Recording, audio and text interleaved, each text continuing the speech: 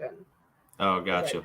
Yeah, we all right. couldn't either. We're live now, but yeah, I'll tell people what I just was talking to you backstage. I mean, there are some rules too. You know, as you and I both received a text from the Cardinals today that we can't be in touch with Cardinals officials or employees. And, you know, there are rules. I mean, there's a lot of stuff going on as the home of the Cardinals. And this is Katie Wu, and I'm going to properly introduce her. But, you know, as the home of the Cardinals, you know, we have a lot of things that we're sorting through right now to figure out how long this is going to be and what we're going to have to do. It does in some ways feel like, although it was much more serious at that time, the start of the pandemic where we lost baseball for a while, we had to figure out our programming. The difference here, Katie, and this is Katie Wu of The Athletic, who just experienced a roller coaster of a year in her first year covering the Cardinals. But to be honest, this is how it is Yeah, it around never here. stops, apparently. Who It's knew? I've yet to have like a normal month of work, but that's okay. it is the show that never stops. The Cardinals are never, ever dull. But baseball has taken a turn here. First time we've seen this in 26 years. For those of you just joining us, there is no baseball. There is a work stoppage. It is a lockout. And it's the first time since 94 and what lingered into 95. That was different, though. You know, that was the players walked out in the middle of the season. This is an off season. So a little bit of a difference in that we weren't going to have baseball anyway. We would have that second off season of winter meetings and all of those things that go on, but we don't have games. So now that's good and bad. It's good because we don't have games. It's bad because now there is a reason for them to linger a little bit longer, I think, Katie. The pressure right now, I don't know, is really on for everybody to try to make something happen. No, I don't think the pressure is necessarily on. I think it's a demoralizing thing, right? I mean, everyone here is invested in baseball's longevity in the industry and has some sort of emotional connection to this sport. And it's disheartening to see a work stoppage. This is the first lockout or work stoppage of any kind that I've experienced in my life. I wasn't born for the 1994 strike. I had no idea what that really entailed. And it's demoralizing, I think, but I don't think that it's necessarily time to panic yet. You know, there's still plenty of weeks before crunch time, which is like middle of January, when both sides can start looking and seeing, okay, if we don't start negotiating soon, spring training is going to get impacted. The regular season could get impacted. Both sides are going to lose revenue. And that's the one thing that both sides can agree on is they don't want to lose revenue. So yes, it's absolutely awful. And fans are suffering the most here because it's just another low blow for baseball and what has just been a really ugly negotiation process for the last few years. But there is still time to be optimistic about this. So let's keep our fingers crossed. Yeah, no doubt. I mean, as you definitely have, and I have, you know, you've had interviews, people have asked you about it for the last 24 or so hours or even longer than that. I mean, we had you on a couple of weeks ago with Mike Claiborne. And I've had a lot of people asking about this myself. And I mean, there's no way I could take a side anyway, not that I would, reporting on the story. But, you know, I'm on the side of the fans here. I mean, I just don't want this sport to, and I'm not going to point the finger at either side. I'm just telling both sides. I do not want this sport to go through what it went through in the mid 90s. It took a step back, and it actually took a home run race and steroids, to get this back. And Cal Ripken, his streak was an amazing moment. But I don't want to go there. I mean, the NFL and the NBA are ahead of this league right now, and baseball needs young fans. It needs interest. It does not need this. That said, it is serious. From a financial standpoint to both sides. The owners and players want to make money. Just your overview of where this, let me give you my quick overview and then you can respond to this. But it's basically this. The players want money and they want it earlier. They also don't want teams to tank. And the owners are saying, well, hold on a second. This is a sport where you have unlimited funds anyway. I mean, there is no salary cap in this sport. I kind of have these two sides right, and that's how far apart they are. You know, before I even start, I gotta crack it open because it's not what do you have, by the way? Yeah, I have a very classy watermelon high noon. You know, it's good for you. I'm drinking Templeton Rye, so I'm going just a tad harder. Yeah, although good for you. Yeah, it is. It takes care of you. I just poured it. But What do you think about that? I mean, that's kind of where we are. And it tells me that there is a significant gap. Or if I could steal a line from the Cardinals when Mike Schill was dismissed, there are philosophical differences between both sides. I never want to hear that phrase again.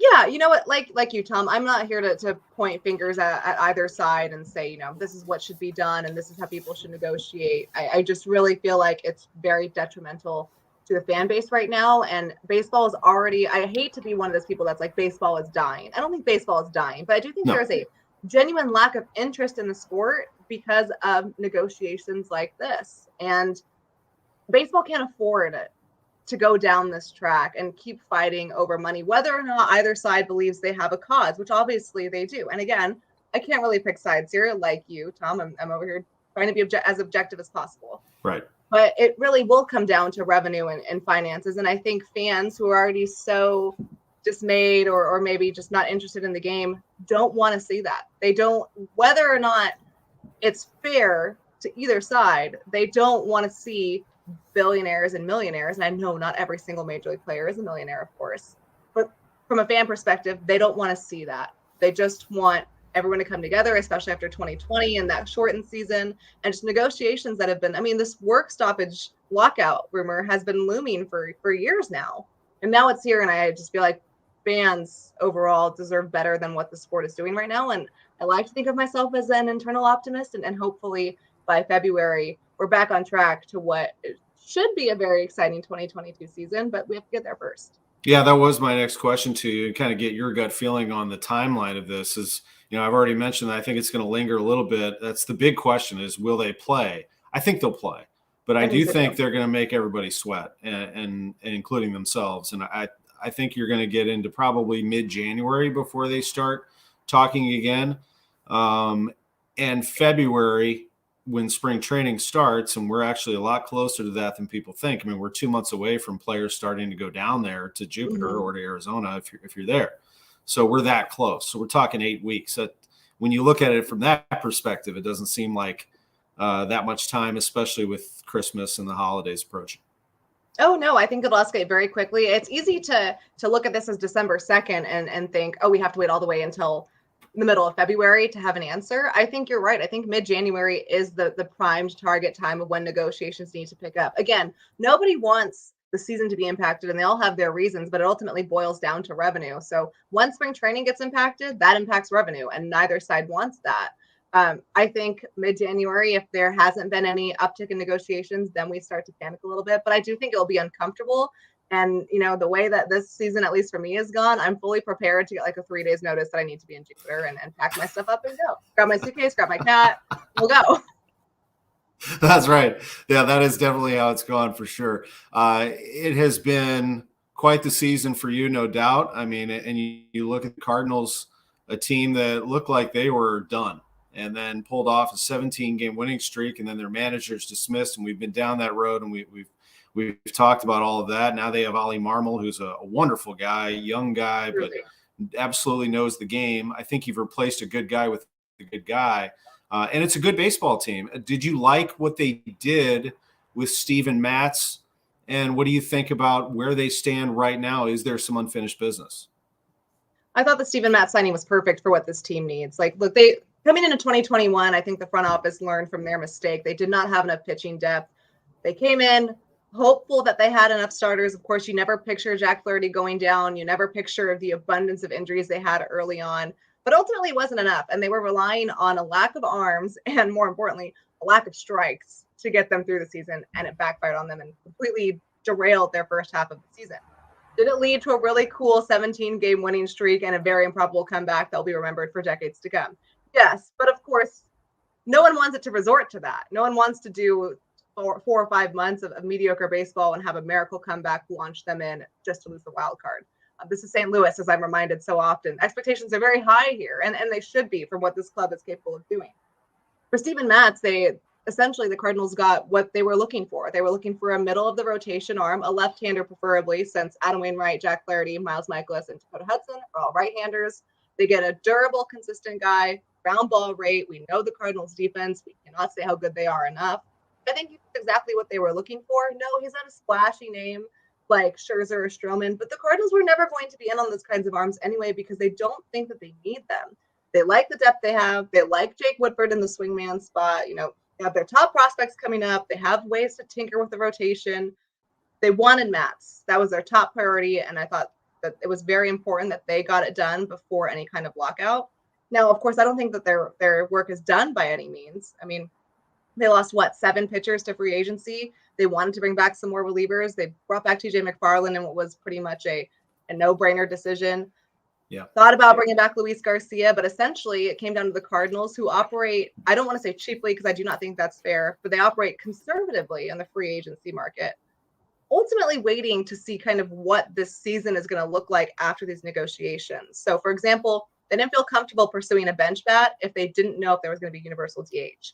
They weren't comfortable pursuing some of the relief arms they've been linked to because they don't know what their market is like and if they're going to be overpaying or underpaying.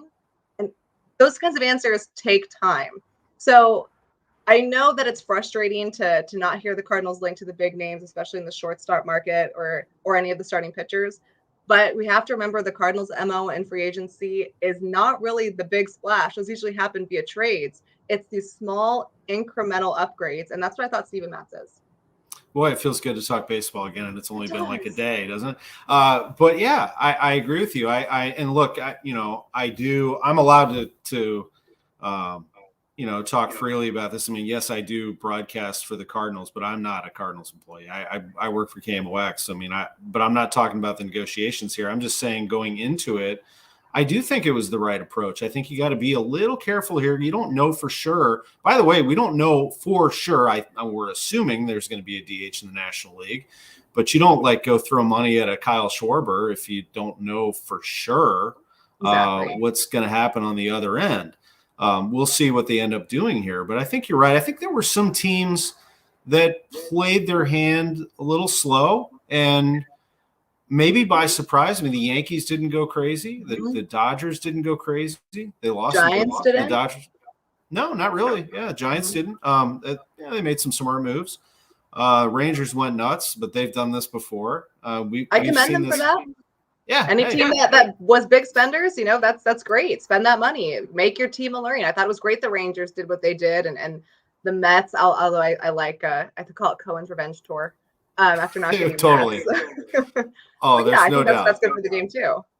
Yeah, no doubt. That was the Cohen Revenge Tour. The Mets are trying to steal. They're always trying to get headlines from the Yankees. They're always trying to get big in New York, and I've always respected the Mets for that. They've always done what they could. I thought that it was a little over the top. I like Max Scherzer. I mean, they're paying Max Scherzer in 1 year what the Cardinals are paying Steven Matz in 4 years. It's pretty typical of the New York Mets, but they'll be good. I don't think there's any doubt they've bulked up and they'll be good. The Braves, the world champions, are going to be smart and they'll be good.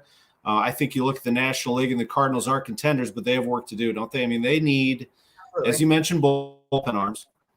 They do need that power bat. Does it need to be a lefty bat? I think it does. Do you think it does?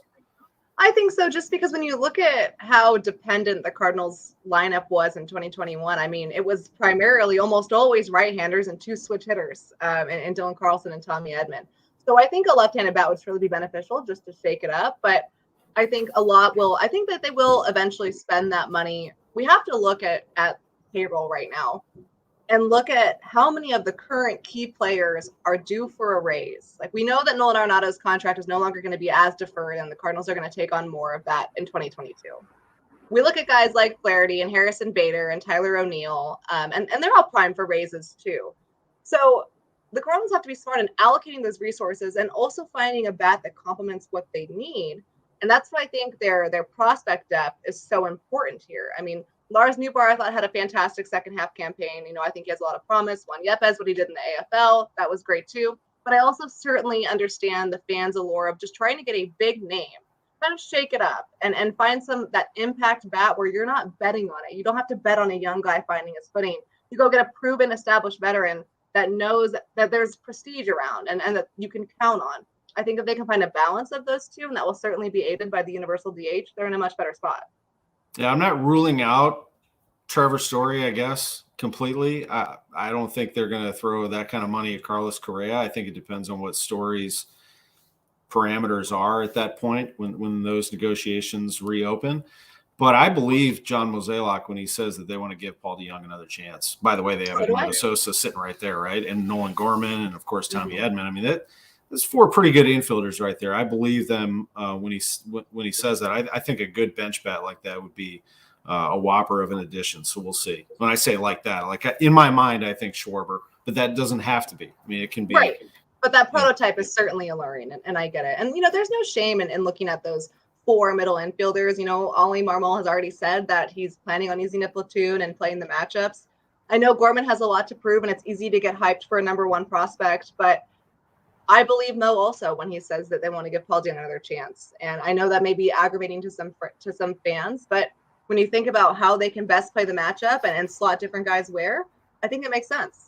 Yeah, I mean, maybe Paul just wasn't completely healthy. I mean, he did have a lot going on. I mean, sometimes you gotta understand, and you don't know the whole story sometimes until you see the guy 100% healthy. Katie always gets to the bottom of it, though. Here's the other thing about the negotiations is that reporters like yourself and others, Ken Rosenthal, and so many over The Athletic and other places, but I'll concentrate on The Athletic, is that there will be some leaks here, don't you think? I mean, moving forward, and that's you're just going to have to take it as it comes when it comes to these negotiations. I hope that it doesn't sway people one way or the other. You're going to get leaks probably on both sides.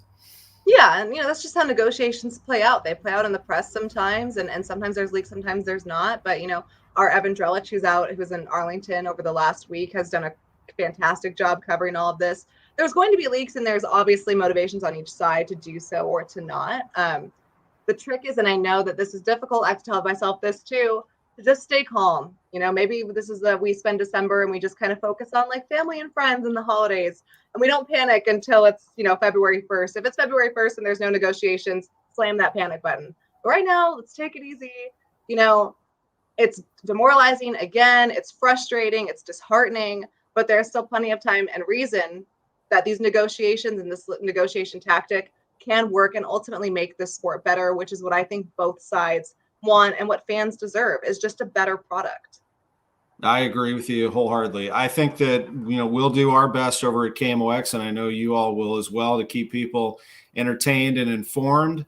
The Garage Happy Hour is going at full throttle. We got Katie Wu making her first appearance. Hall of Famer Chris Pronger is next week. So some great back-to-back guests there. Before I let you go, though, let me just ask you. I mean, you grew up in the Bay Area. Mm-hmm. You spent time in San Diego, where my sister lives, by the way. Great area. St. Louis, a passionate baseball town. What else have you discovered about St. Louis as you spent some time here? You know what? No one told me, and I'm disappointed. Well, maybe they did, and maybe I didn't listen. That happens a lot. No one told me how cool hockey was. I went to my first Blues game on Tuesday. It was at 3-0. They were losing in the first 5 minutes of the first period to the Lightning, and then they won 4-3 in a shootout. It was so much fun. There we have the Sharks out in Northern California, but that's about 2 hours from where I live. It's a lengthy drive, so I'd never been to a hockey game before. I picked the Blues, and it was from what I've heard, their best game of the season. So St. Louis, hockey town. Yeah, let's get her back there. Get the Blues. Ready. Yeah, we got to get you back in the building. Yeah, it is a great hockey town, great food town. Mm-hmm. We have a lot of great parks and good beers and very good beer. Yeah, very, that's what's important. Beer. That's what's important to me. Yeah, no doubt. Well, you hit the Garage Happy Hour right in our wheelhouse. I appreciate you coming on the show. It's been great to have you on, and I hope for your sake that baseball does come back. But I do think it is going to come back. But I hope that we give you some material to write about, and always appreciate reading your stuff. You do a terrific job, Katie. Thanks, Tom. I appreciate it. And cheers. Thanks for having me on. This was a great time. Great to have you on. Our sponsor, Bommarito Automotive Group. Our producer, Sam Masterson. He's terrific. The Garage Happy Hour pops right up on your Facebook page. We're on Twitter. We're on KMOX.com. And we'll be back next week with the Hall of Famer, Chris Pronger, making his second appearance. Now, the first time he made an appearance that took this show to another level. We had, I couldn't keep the guests away. It was awesome. So I appreciate him. We'll have him back. Great to see Katie Wu. Great to see all of you. And we will catch you next week on the Garage Happy Hour right here.